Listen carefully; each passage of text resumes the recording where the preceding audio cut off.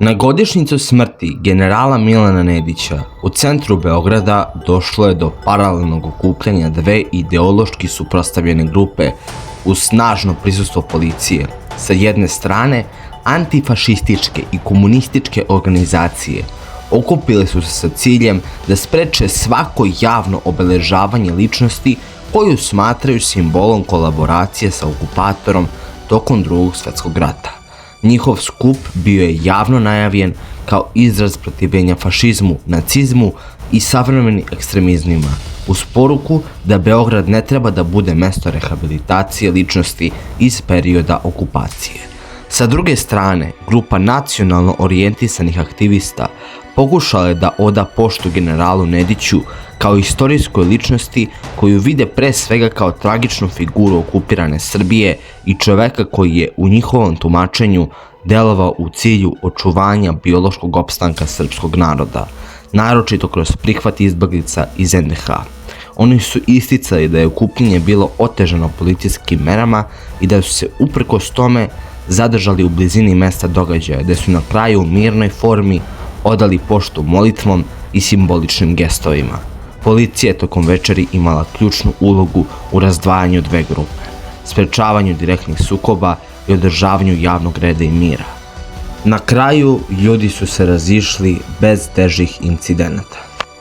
Ovaj događaj još jednom pokazuje da je lik i delo generala Milana Nedića i dalje jedno od najdubljih ideoloških razdora u savremenom srpskom društvu. Za jedne, simbol kolaboracije i poraza, za druge, simbol tragedije, teškog izbora i politike preživljavanja u gotovo bezizlaznim okolnostima. Istorijska nauka danas uglavnom se slaže u jednom. Drugi svetski rat u Srbiji nije bio crno-bela priča, već splet okupacije, terora, građanskog rata i ideoloških sukoba čije posljedice osjećamo i dan danas. Bez obzira na lične stavove, društvo koje želi zrelost mora biti sposobno da o svojoj prošlosti govori smireno, bez mržnje i bez zabrana, jer samo istina, a ne buka ulica, ostaje trajna. Ali hajde da vidimo ko je uopšte bio general Milan Nedić. Milan Nedić potiče iz stare srpske porodice iz Orašca kod Aranđelovca, iz bratstva koje svoje korene vezuje za junake sa Čokešine, braću Nedić. Prezime Nedić nose po babi Nedi, poreklom iz crnogorskog plemena Vasojevića. Već u porodičnoj tradiciji Nedića spajali su se rat, žrtva i služba državi. Rođen je 2. septembra 1878. godine u porodici izrazito vojničkog duha.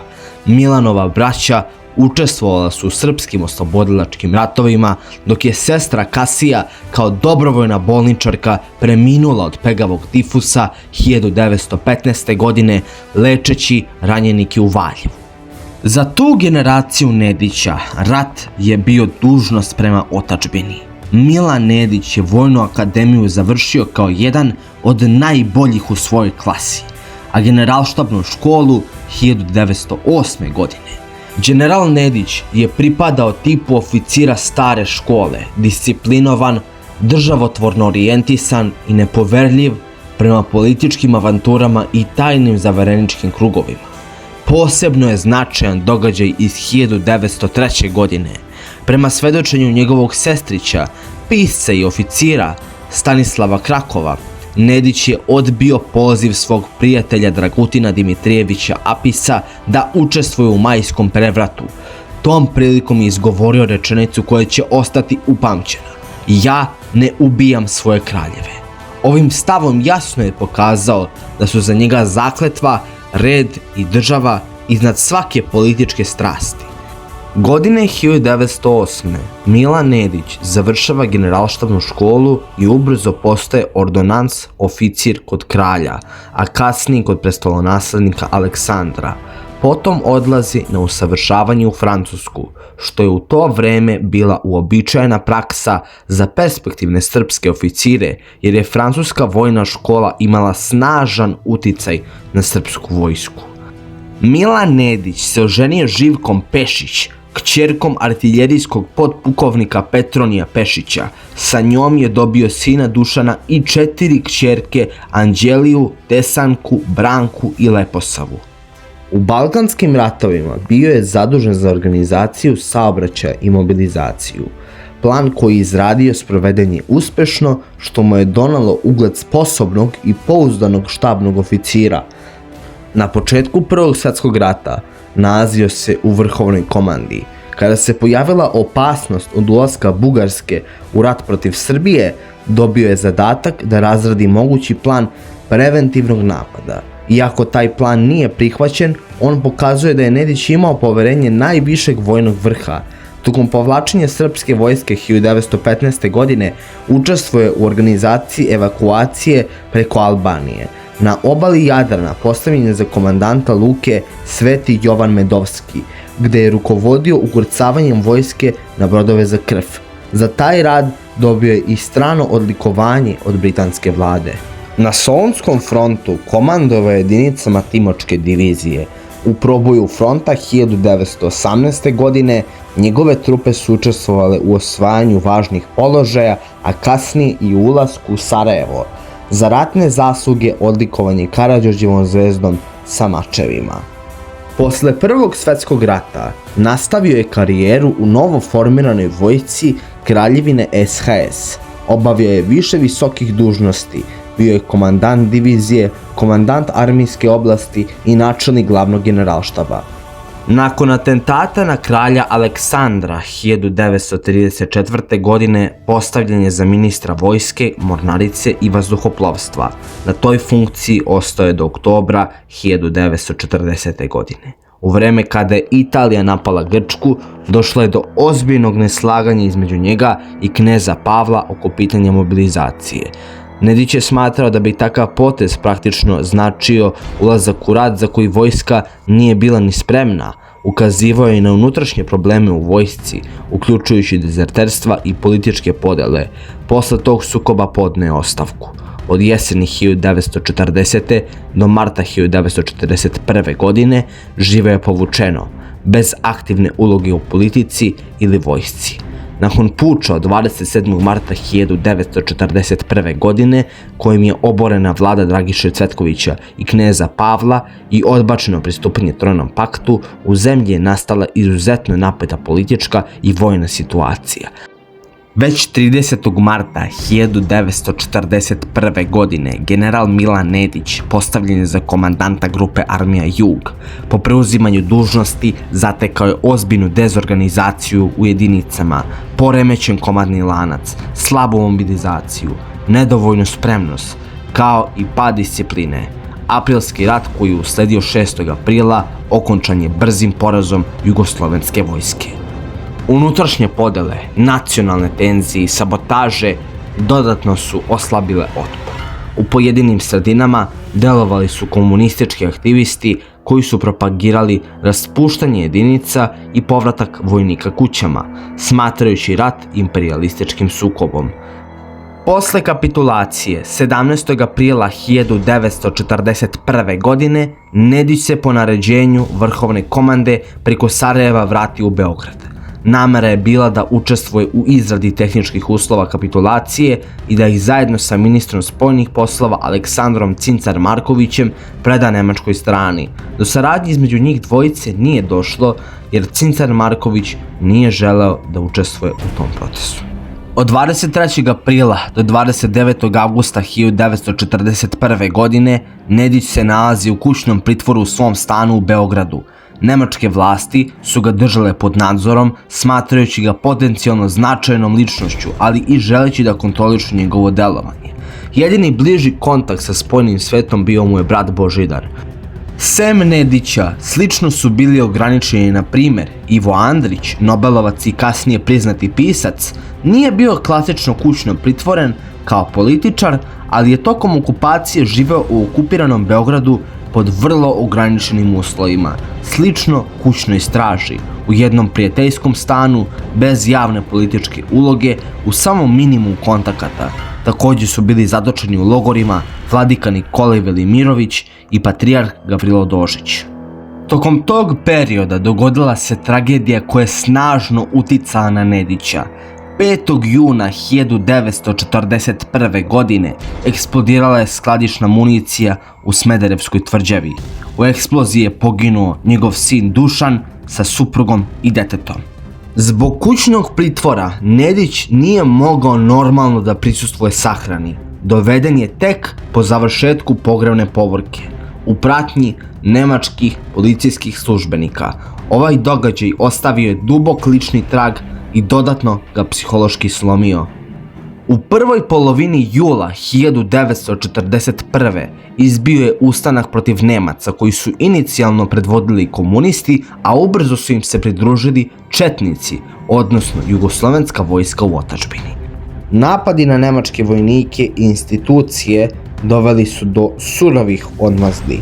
Okupacione vlasti uvele su pravilo masovnog streljanja talaca, 100 civila za jednog ubijenog nemačkog vojnika i 50 za ranjenog.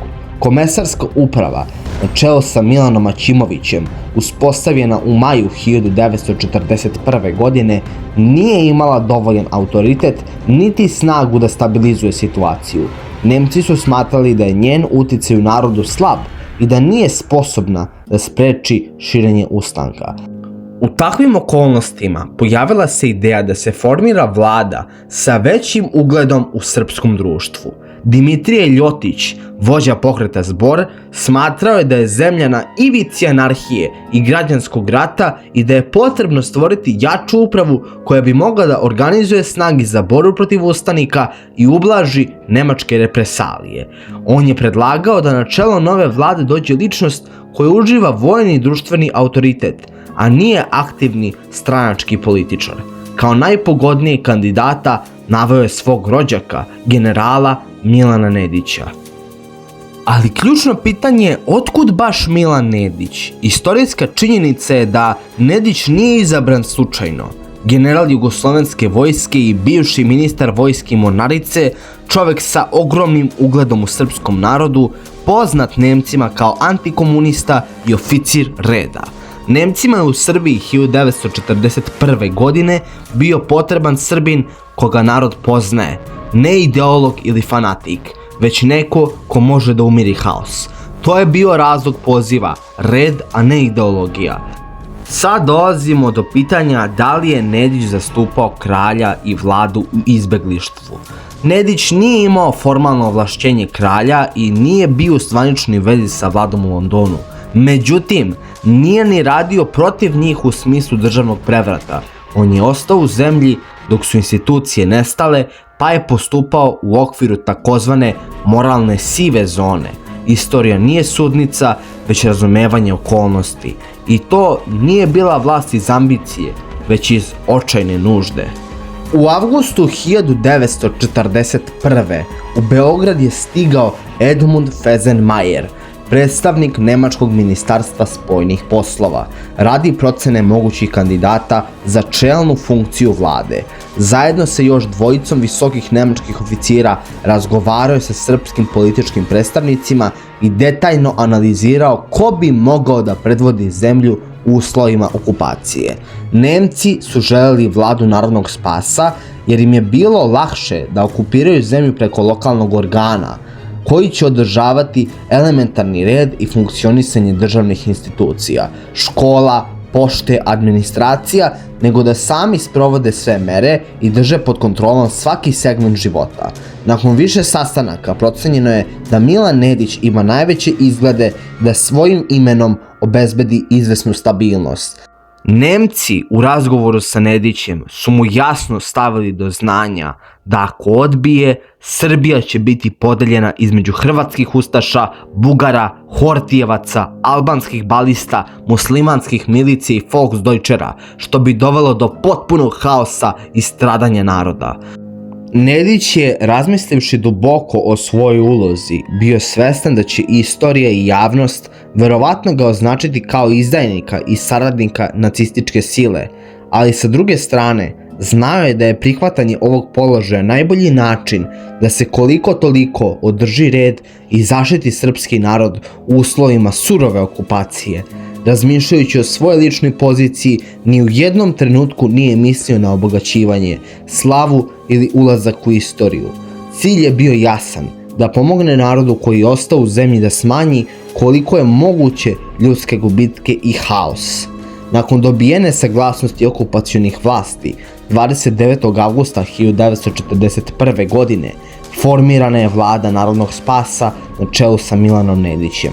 Pored Nedića, ključne uloge u vladi imali su sljedeći ministri: Milan Nedić, predsjednik vlade, general Jugoslovenske vojske, bivši ministar vojske, antikomunista, čovjek sa ugledom u narodu; Milana Ćimović, ministar unutrašnjih poslova do novembra 1942.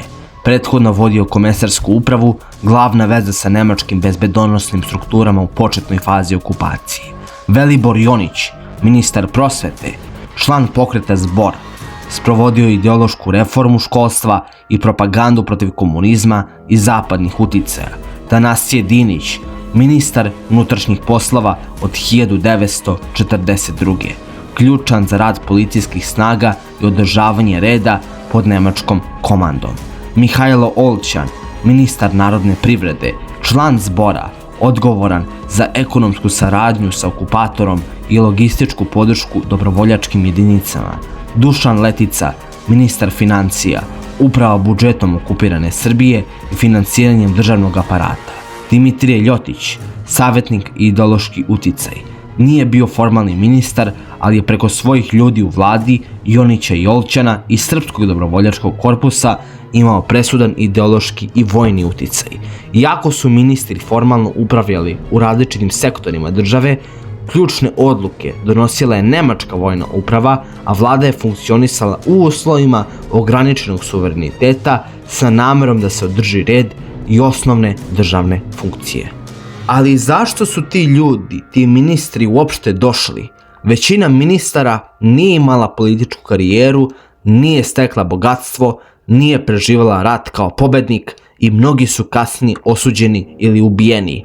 Došli su iz uverenja da država mora nekako da funkcioniše i straha od potpunog raspada, neki iz protivljenja komunizmu, a neki iz osjećaja dužnosti. Nije bilo masovne lične koristi, ni novca, ni moći, ni slave.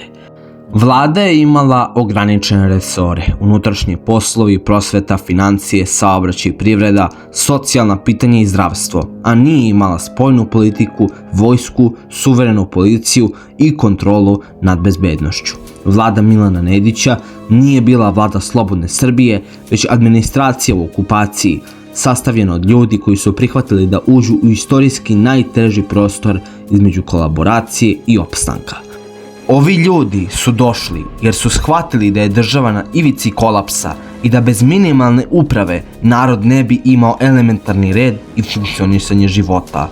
Pri tome, ni jedan ministar nije delovao iz želje za obogaćivanjem ili ličnim uticajem. Motiv je bio opstanak naroda i državnih institucija u nemogućim okolnostima. I Nedić je tada shvatio koliko zlo zapravo dolazi, videći streljanja, Smederevsku tragediju u kojoj je izgubio sina i porodicu, i shvatio da mora nešto da učini kako bi zaštitio srpski živalj. Kada govorimo o jevrejskom pitanju, ulazimo u najmračniji deo rata. Srbija je već u leto 1941. godine bila pod direktnom nemačkom vojnom upravom. Gestapo i SS su imali vrhovnu kontrolu. Nemci su uveli obavezu prijave Jevreja, nošenje žute trake, konfiskaciju imovine i internacije. Masovna streljanja muškaraca Jevreja počela su jesen 1941. kao deo odmazdi za ustanak. Naredbe su dolazile direktno iz nemačke vojne komande. Pravilo 100 Srba za jednog ubijenog Nemca i 50 Srba za jednog ranjenog Nemca sprovođeno je brutalno. Žene i deca zatvoreni su u logoru Sajmište, koji je bio pod direktnom nemačkom upravom. Ubijani su u pokretnoj gasnoj komori koju su dovezli Nemci. Ovo su činjenice koje se ne smiju relativizovati.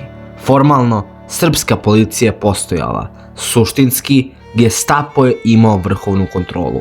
Srpske vlasti su sprovodile registracije, hapšenja su često vršena po nemačkom nalogu, a likvidacije su izvršavali Nemci.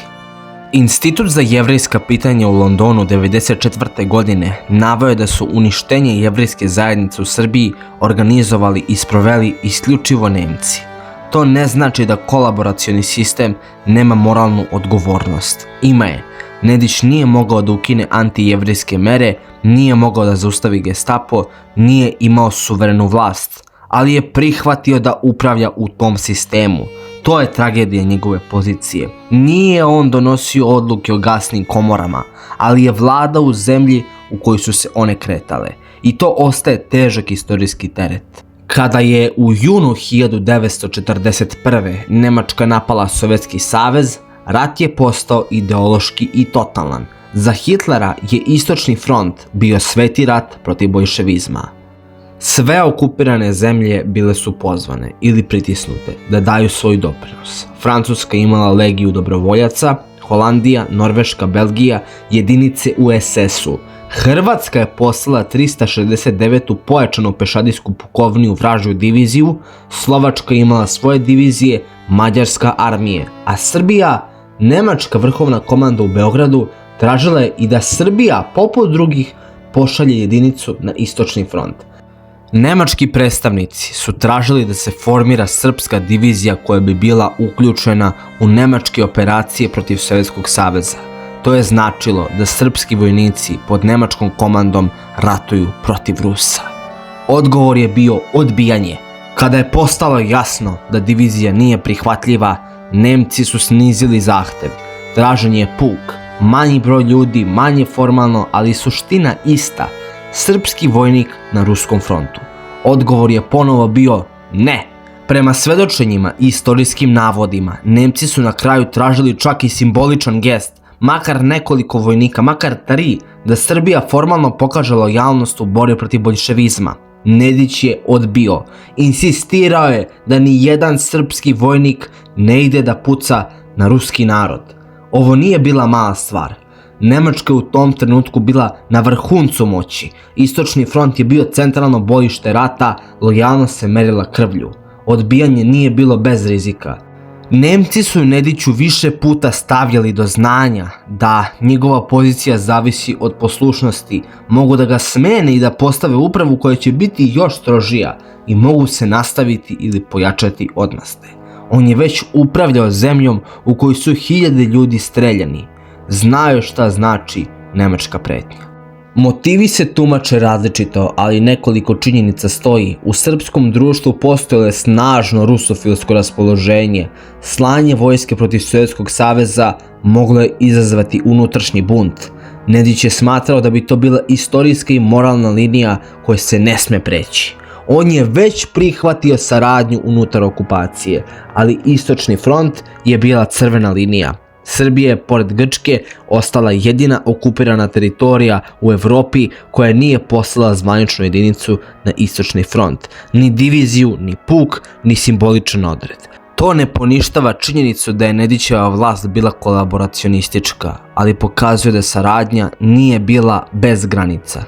Dok je u NDH besneo ustaški teror, Srbija je postajala utočište. To su bila deca bez roditelja, to su bile majke koji su preko Drine stizale bose, to su bili ljudi koji su preživali jame. U izveštaju koji je Milan Nedić uputio generalu Baderu stoji da se u avgustu 1942. godine u Srbiji nalazi 80.000 dece. 80.000! To je jedan veliki grad dece, izbeglica. Dece iz istočne Bosne, Kozare, Hercegovine, Banije, Korduna, kao i gladne i napuštene dece iz Beograda i drugih delova zemlje. Ta deca su bila nedovoljno obučena, pocepane odeće, bosa, gladna, bolesna. Zabeleženo je da su deca koji su pristizala u Matarušku banju dolazila u stanju potpune iscrpljenosti. Vlada narodnog spasa organizovala je srpske izbegličke domove u Banji Koviljači, Mataruškoj banji, Ribarskoj banji, Vrnjačkoj banji, Negotinu i Užicu. Pored ovih većih ustanova postoje i veći broj manjih prihvatilišta. U tim domovima deca su lečena, hranjena, kupana, oblačena i vraćena u život. ručak organizovan za 100 izbegličke dece 1942. godine ostaje dokumentovan kao slika jednog vremena u zemlji pod okupacijom, dok frontovi gore, neko organizuje sto za decu koje su pobegla od noža. U Kruševcu isto funkcionisao dečiji grad Obilićevo i to je bio pokušaj da se deca izvuku iz smrti. Postoje podaci da su pripadnici Srpskog dobrovoljačkog korpusa prelazili Drinu. Sredinom marta 1942. godine pripadnici 10. dobrovoljačkog odreda pod vojstvom podnarodnika Radojka Lukića prešli su na levu obalu Drine.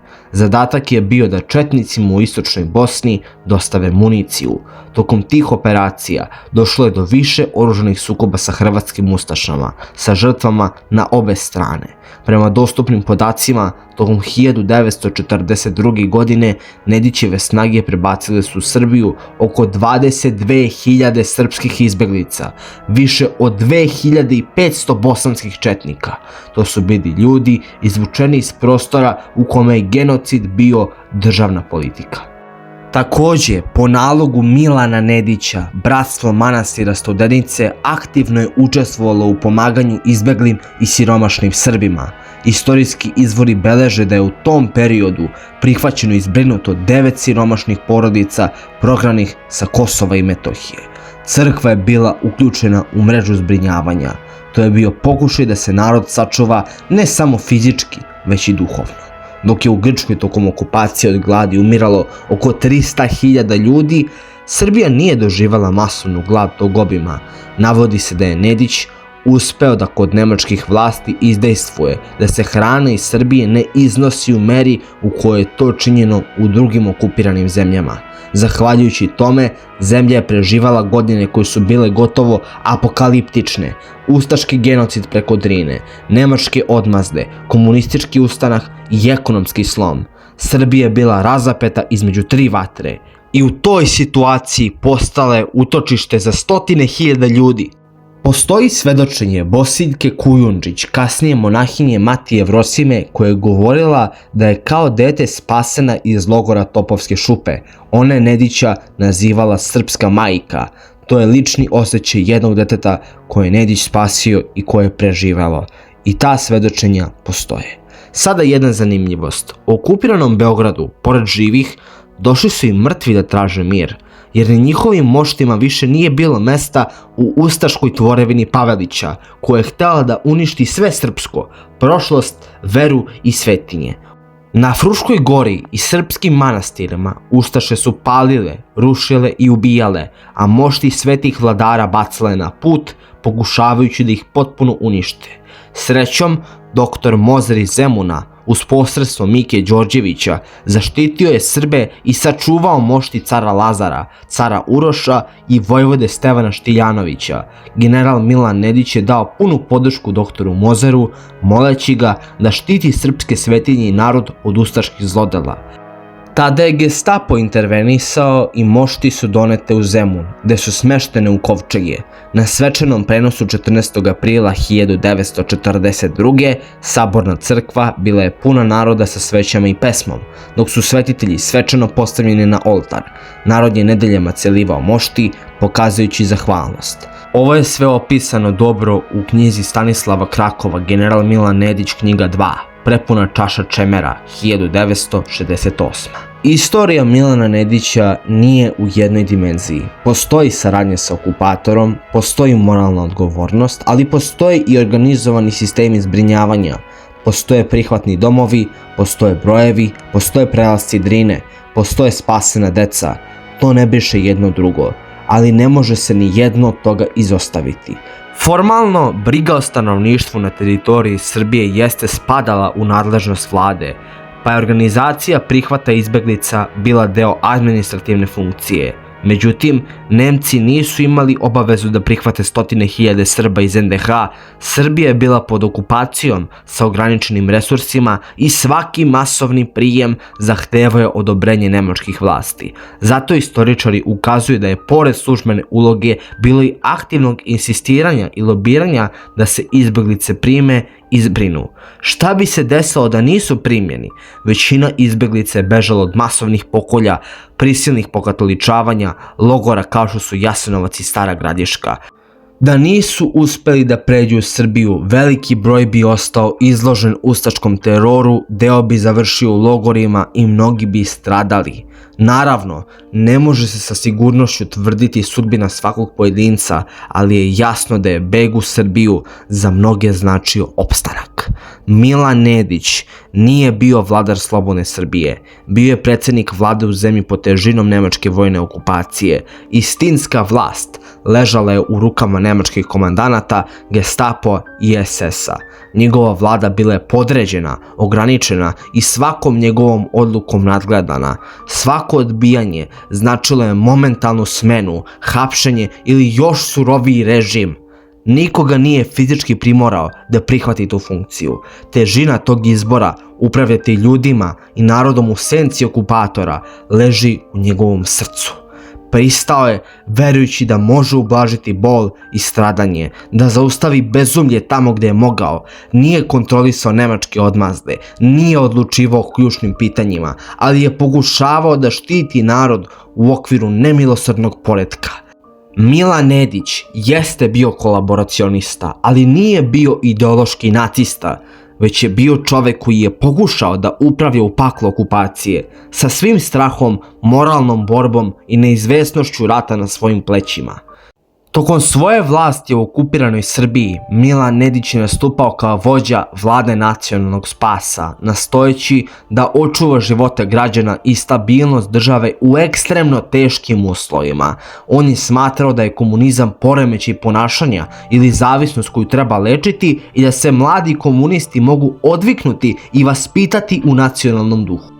Kampus u Smederevskoj Palanci nije bio nikakav logor, već zavod za prevaspitavanje zatvorenog tipa. U zavod je odvedena i Olga Luković-Pjanović, aktivna skojevka koja je nakon rata postala jedna od najvećih historičarki srpske drevnosti. Nedić je lično radio na tome da mladi skojevci budu sačuvani i da ne završe u logoru Banjica. Cilj zavoda je bilo očuvanje života mladih ljudi zarobljenih u borbama ili uhapšenih od strane specijalne policije i njihovo vaspitanje u nacionalnom duhu. Obrazovni rad, predavanja su držali obrazovani ljudi, među kojima je bio ministar prosvete Velibor Jonić. Uspeh od 1300 polaznika, većine nakon završetka programa ili ostala pasivna ili se priključila Nedićevim, Ljotićevim i Mihajlovićevim jedinicama. Samo mali broj se vratio partizanima.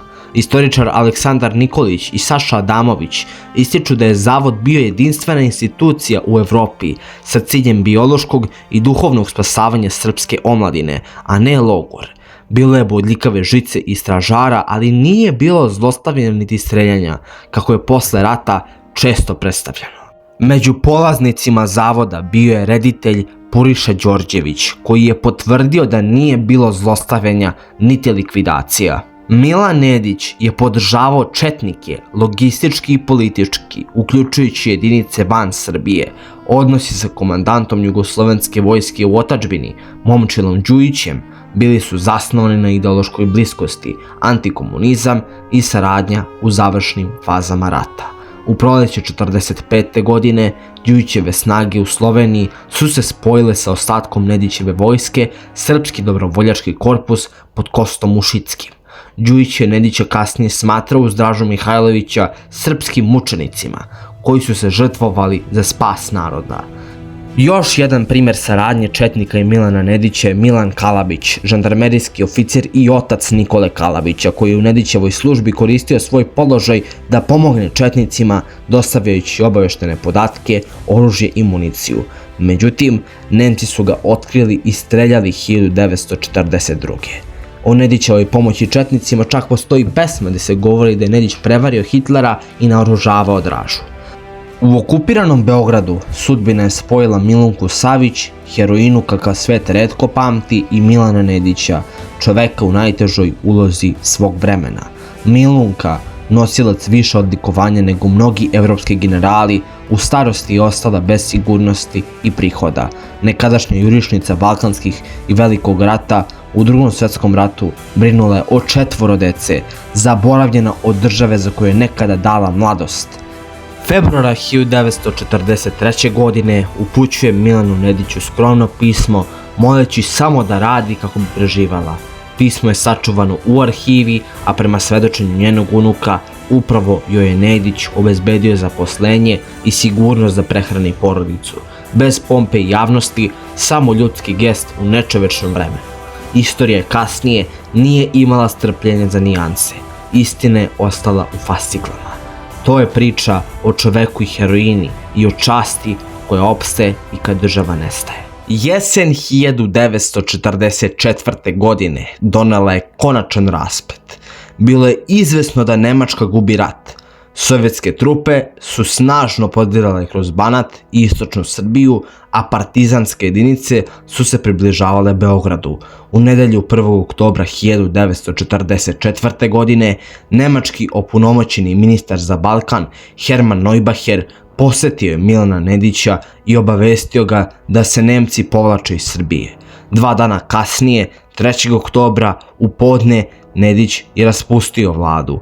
Istog dana u 15 časova razrešio je dužnosti sve oružane formacije, izuzev dobrovoljaca koji su već ranije odlučili da se povuku ka Sloveniji. Nedić i članovi njegove vlade odlaze u Austriju, u Kitzbühel, gde su bili smešteni predstavnici drugih kolaboracionističkih vlada iz okupiran zemalja. Potom se seli u Salzburg. Po dolasku američkih trupa, mnogi su uhapšeni. Srpska vlada u prvi mah nije dirana. Posle 5 mjeseci Nedić je prvi put saslušan. Rečeno mu je da ne napušta Kitzbühel. Tek kasnije biva ponovo uhapšen i smešten u logor Štalg u Moosburgu. Krajem 1945. jugoslovenska misija u Minhenu traži njegovo izručenje. Amerikanci su pokušavali da to odlože, ali su na kraju pristali, naravno, uz uslov da se nakon saslušanja vrati u Nemačku. Prema svedočenjima, nekoliko dana pre izručenja postojala je mogućnost da nestane. Pripremljena su lažna dokumenta. Nedić je to odbio. Izgovorio je: idem da mi sudi srpski narod, nisam kriv. Da li je duboko u sebi znao šta ga čeka? Verovatno jeste. Nedić je bio svestan atmosfere u zemlji i načina na koji nova vlast tretira poražene. U Beograd je doveden krajem decembra 1945. godine. Svakodnevno je saslušavan od strane OZNE. Zvanična verzija glasi da je 4. februara 1946. godine izvršio samoubistvo skokom kroz prozor zgrade istražnog zatvora u ulici Kneginje Ljubice. Međutim, okolnosti nikada nisu do kraja razjašnjene. Nije izveden pred sud, nije bilo javnog procesa i porodici telo nije predato. Mesto njegovog groba nikada nije zvanično obeleženo i tu počinje jedna od najvećih istorijskih senki. Nije bio jedini.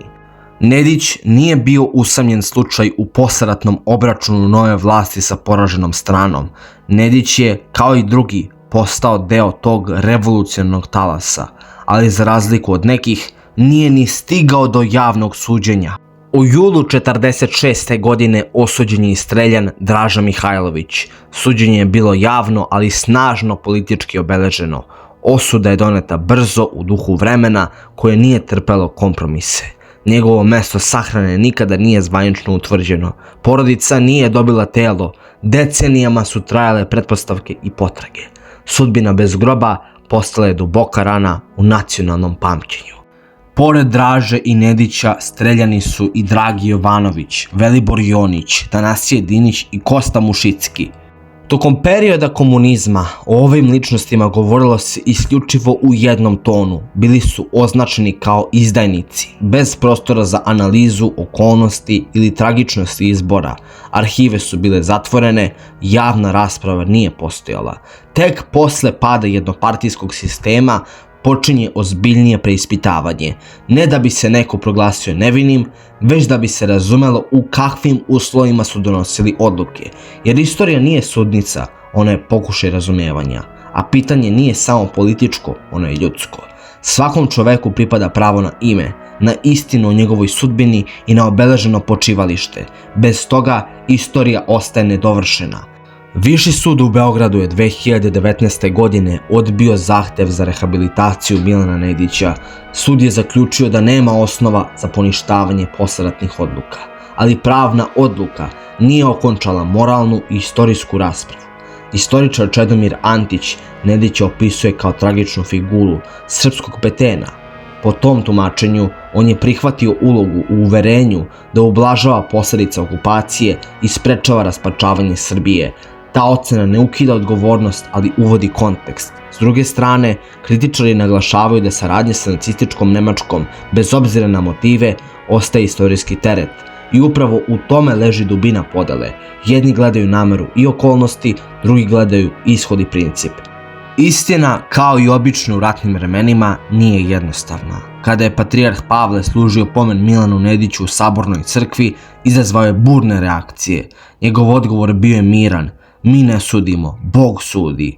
To nije bila politička odbrana Nedića, to je bio duhovni stav. Crkva se moli za duše, i pravednih i grešnih. U tom gestu mnogi su vidjeli poziv na prekid istorijskih podjela koji dalje traju unutar istog naroda. Inače, portret Milana Nedića nalazio se među portretima predsjednika vlada Srbije. Postavljen je u vreme mandata Vojislava Koštunice. Godine 2008. nakon formiranja vlade Mirka Cvetkovića, uklonjen je po nalogu Ivice Dačića. Jedni su to vidjeli kao nužnu distancu od kolaboracije, drugi kao pokušaj da se istorija redukuje na jednu interpretaciju. Sam čin uklanjanja pokazuje da Nedić nije samo arhivska tema, već živa rana u nacionalnoj svesti. Zaključak je da Milan Nedić ostaje jedna od najspornijih ličnosti srpske istorije 20. veka. Za jedne Quisling, za druge tragični upravnik u nemogućim uslovima, za treće čovjek koji je verovao da u vremenu katastrofe može spasiti barem deo naroda. Ono što je nesporno, nije imao javno suđenje, nije dobio priliku da iznese odbranu pred narodom i mesto njegovog groba nije poznato. I možda upravo tu leži najveća istorijska nelagoda, jer presuda bez procesa ostavlja pitanja, smrt bez groba ostavlja prazninu, a konačni sud, kako je govorio patrijarh Pavle, nije u rukama istoriografa. Bog sudi. A mi, ako želimo da budemo ozbiljni prema sopstvenoj prošlosti, moramo bar pokušati da razumemo celinu, pa tek onda da donosimo sud. Hvala što ste gledali ovu emisiju, dragi gledaoci, i veliki pozdrav!